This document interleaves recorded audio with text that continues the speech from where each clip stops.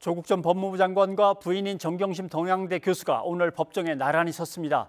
증인으로 출석한 조 전 장관은 증언 거부권을 행사하면서 검찰의 질문에 답을 하진 않았습니다. 신장식 변호사와 이 얘기를 좀 더 나눠보겠습니다. 어서 오십시오. 네, 안녕하세요. 자, 증인으로 출석은 했는데 검찰의 질문에 대해서 증언은 거부하면서 형사소송법 제148조에 있는 권리를 행사하겠습니다. 이렇게 답을 했단 말이죠. 이 형사소송법 148조가 어떻게 되는 겁니까?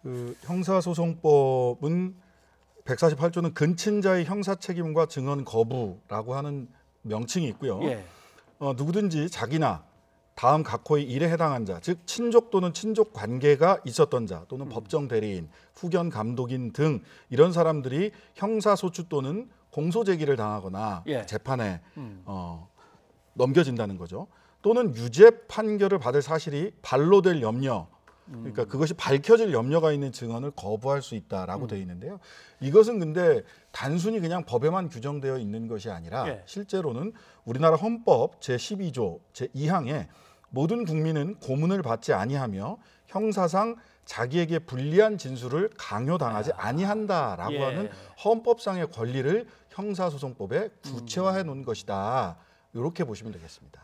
불리한 진술을 강요당하지 않는다라는 헌법에 있는 것을 이제 법이 그것을 이제 실행을 하는 거군요. 그래서 실제 재판 증언을 과정에서 거부할 수도 있다. 당연히. 하긴 부인과 딸이 다 재판에 얽혀 있기 때문에 부인과 딸이 얽혀 있을 뿐만 아니라 본인도 다른 사건 번호가 달라서 다른 재판에서 진행되고 있지만 공범으로 부인과 적시가 돼서 재판이 진행되는 부분이 있기 때문에 사실은 본인을 위해서도 그리고 친족을 위해서도 증언을 거부할 수 있는 형사소송법상의 근거와 헌법상의 권리가 우리 법에 규정되어 있다. 이렇게 보시면 되겠습니다. 오히려 그 정경심 교수 측의 변호인은 아니 조국 전 장관이 증언을 갖다 거부할 것이라고 예전에 한 적도 있고 하겠다는 어떤 취지로 얘기를 했는데도 굳이 이렇게 증인으로 불러내서 검찰이 계속 질문을 던지냐, 아마 그렇게 불만을 제기한 것 같아요. 당연히 그렇게 얘기를 할 수밖에 없고요. 이거는 제가 보기에는 이제 검찰이 일종의 여론재판용 퍼포먼스의 목적도 있었던 것이 아닌가. 그러니까 부부를 같이 오늘 많은 뉴스에서 보면 부부가 동시에 재판장에 섰다. 라는 것. 그다음에 실은 148조가 증언거부권이 보장되고 있음에도 불구하고 특히나 또 검찰 조사 단계에서도 증언거부권은 보장돼 있거든요. 그런데 증언거부권을 행사했습니다라고 한 줄 딱 쓰면 될 것을 꼭 검찰은 진술조서를 만들 때 질문을 하고 묵묵부답하다, 질문을 하고 묵묵부답하다 이렇게 꼭 기재를 해요. 즉 뭔가 헌법상의 권리를 행사하고 있음에도 불구하고 그 서면을 봤을 때는 뭔가 숨기고 있고 궁지에 몰려 있고 하는 그런 느낌을 줄 수 있도록 진술조서도 작성을 하거든요. 이게 재판에서 또 반복된 게 아닌가라는 생각도 듭니다.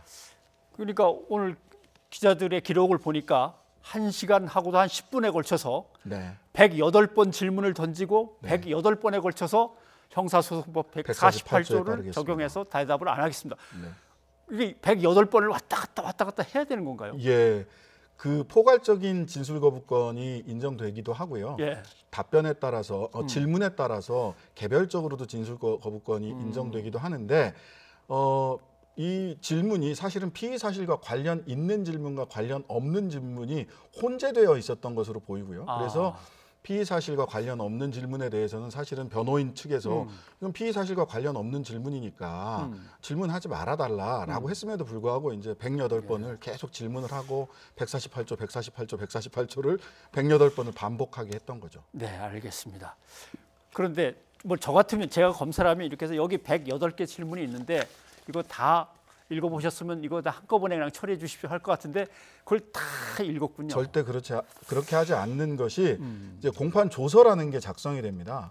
그럼 공판 과정에서 재판 과정에서 어떤 말들이 오고 가는가를 쭉 쓰는데 한 줄로 요약할 수 있음에도 불구하고 108번의 질문과 148조 형사소송법 148조 증언거부권 행사하겠습니다라는 것이 조서로 남는 것이 판사는 결국 현장에서의 느낌도 있지만 또 공판 조서를 보면서 판단을 하게 되거든요. 그렇군요. 판사가 108번 거부하겠습니다라는 쭉 답변을 보면서의 어떤 또 심정적인 약간의 흔들림이 있을 수도 있다는 말씀이죠. 그렇죠. 심증에 영향을 주려고 하는 심증에 아무래도 영향을 줄 수 있지 않을까라는 거고요. 그래서 조 전 장관도 법정에서만큼은 이게 심증의 증언 거부권의 행사가 헌법적 기본권인 만큼 그런 심증에 영향을 주는 그런 선입관이 없었으면 좋겠다라는 말을 굳이 했던 이유도 그런 점에 있습니다. 네. 자, 이야기를 다른 걸로 좀 넘겨봐야겠습니다. 실제로 보수 언론과 야당을 중심으로 지금 추미애 법무부 장관을 둘러싸고 논란이 벌어지고 있습니다. 국민의힘 이제 신원식 의원이 문제 제기를 한 거죠.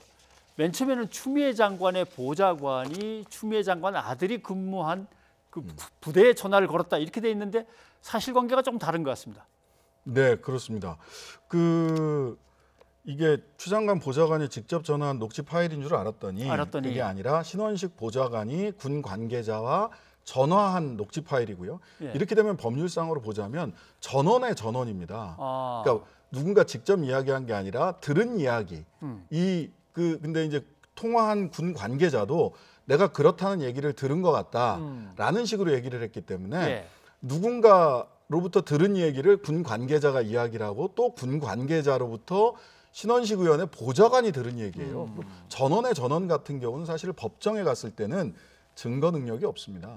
실제로 이야기한 사람이 내가 그런 얘기를 했다라고 하는 것을 법정에 나와서 증언을 해야 증거 능력이 생기거든요. 뭐 서일병의 휴가가 연장되느냐 라면서 그런 거 아니에요 이런 식인데 이건 이제 유도성 질문이라고 볼 수 있나요? 그렇게 보이기도 하고요. 근데 녹취 이게 법정에서는 검찰이 유도성 질문이나 변호인도 유도성 질문을 할 수는 없습니다. 자기 질문 시간에는 반론을 할 때는 유도성 질문을 할 수도 있지만 근데 이제 어떤 특정한 의도를 가지고 이렇게 녹취를 했기 때문에 이 녹취가 아까도 말씀드렸다시피 전원의 전원이라는 점 그리고 의도를 가지고 녹취가 이루어졌다는 점 등이 만약 재판에 이것이 증거로 제출된다고 했을 때 증거의 신빙성 부분에서 많은 한계가 있는 녹취다 이렇게 보입니다. 네.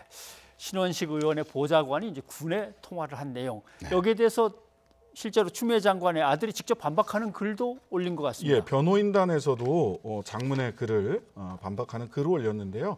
핵심적인 부분은 실제로 아팠고 수술을 받았고 그다음에 그 수술을 받았을 때 소견서나 진단서를 모두 적법하게 제출을 했다라는 점이고 이 사건의 발단이 됐던 게 사실 복귀하기로 한 병가가 끝나는 날 당직 사병이었다 내가 근데 그때 전화를 받았다라고 얘기했던 소위 A라고 하는 전 당직 사병의 증언으로부터 이 사건이 발단이 됐는데 근데 사실관계를 보니까 이 사람이 그날 당직 사병도 아니었고 직접 전화 통화를 한 사람도 아니다. 그러니 이 사람의 증언의 신빙성부터 철저히 조사해달라라고 하는 취지가 강하게 좀 담겨 있습니다.